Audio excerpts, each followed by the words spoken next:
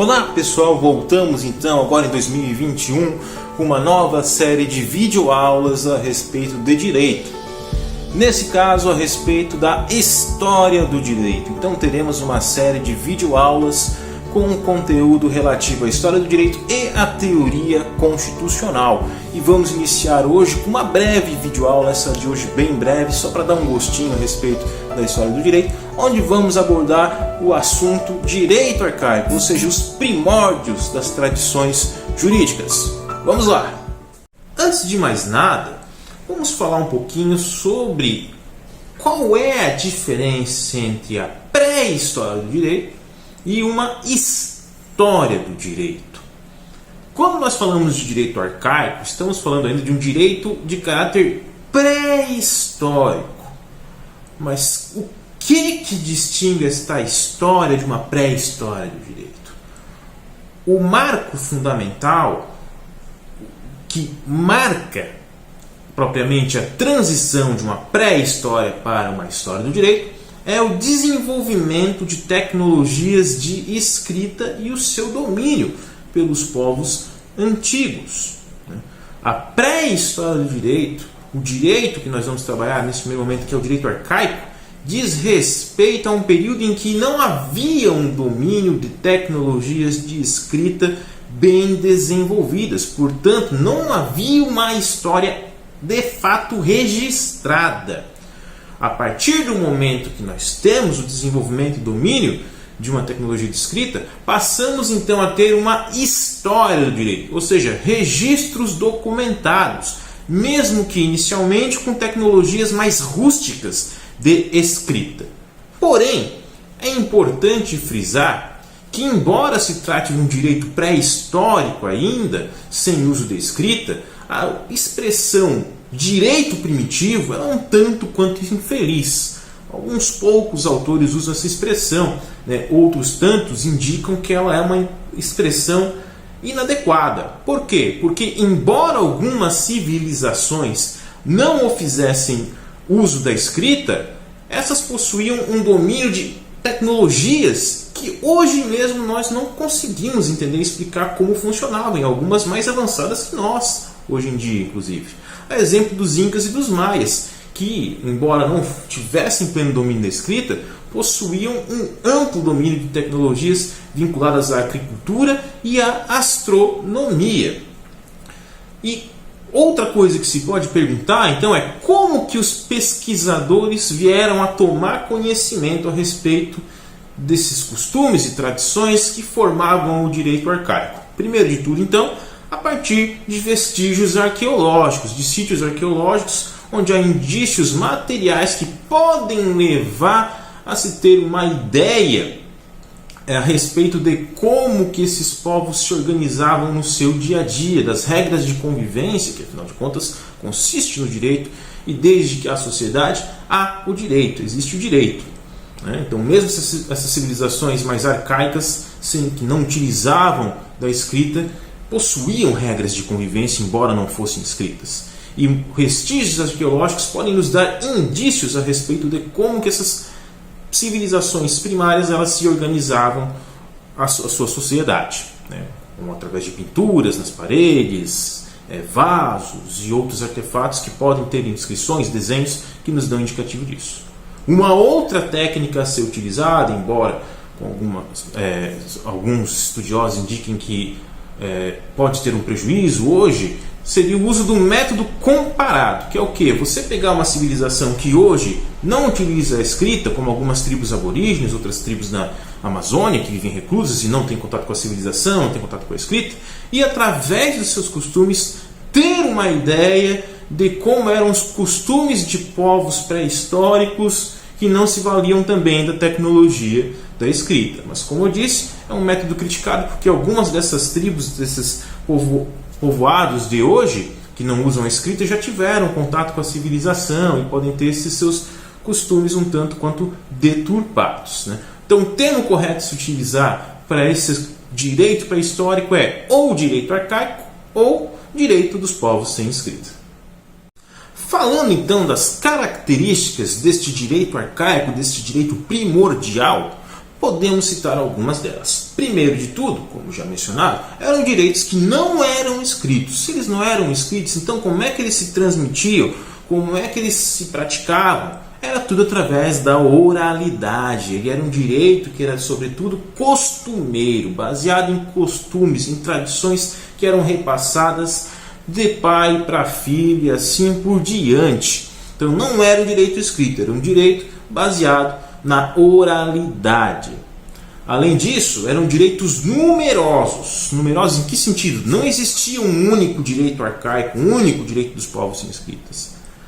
Cada povoado, cada comunidade possuía o seu próprio direito, o seu próprio conjunto de tradições, de costumes a serem seguidos e que regravam a vida em sociedade. Porém, embora cada comunidade tivesse seu próprio costume, esses costumes não mudavam muito de uma tribo para outra, eles eram relativamente diversificados. Um pouco disso a gente pode aprender lendo a obra clássica A Cidade Antiga de Fustel de Coulanges, que mostra que esses povos antigos, arcaicos, eles todos comungavam de uma espécie de religião, de culto doméstico à memória dos seus ancestrais. E esse culto em si, ele acabou repercutindo em N instituições, N tradições, que hoje inclusive a gente ainda perpetua, claro, com uma linguagem contemporânea, né? Como a ideia de casamento, a ideia de sucessões, entre outras, né? E essa questão em si do culto religioso, da ideia de honrar a memória dos antepassados, de organizar as instituições com base na religião, é algo que marca também muito fortemente o direito arcaico e que a gente pode, a partir disso, dizer que é um direito que tinha um caráter extremamente religioso e que não diferenciava questões como direito, moral e religião. Era tudo uma única coisa, uma única maçaroca só, misturada através e perpetuada através de costumes passados de pai para filho, de geração em geração. Era um direito também que ele não era individualista, ele possuía um caráter mais coletivo. Não existiam direitos individuais a serem perpetuados, mas o interesse de uma coletividade, de um grupo, de uma comunidade. Por isso uma lesão ao direito, antes de ser uma lesão a um indivíduo, era uma lesão a toda a comunidade. E uma outra característica interessante é que se tratava de um direito que tendia à conciliação. Em vez do sacerdote, que seria o equivalente ao juiz da época, ou líder tribal, dele aplicar o direito, se buscava sobretudo uma composição do conflito. Eu lesei de um jeito tal, então para compensar essa violação aos seus interesses, eu vou doar uma quantidade X de carneiros para a tribo, certo? E essa cultura da resolução dos conflitos através da conciliação, da negociação, é algo que se tem buscado resgatar hoje. O nosso direito moderno é um direito muito litigioso, mas hoje, inclusive, as próprias diretrizes curriculares do curso de Direito, o próprio novo Código de Processo Civil, ele tem estimulado cada vez mais o resgate da cultura da paz. Da cultura da paz em que sentido? Da resolução extrajudicial dos conflitos, do não um juiz, uma autoridade que vai decidir sobre o seu destino, mas as próprias partes envolvidas no conflito chegarem a um acordo em comum e elas mesmas comporem, resolverem as suas desavenças.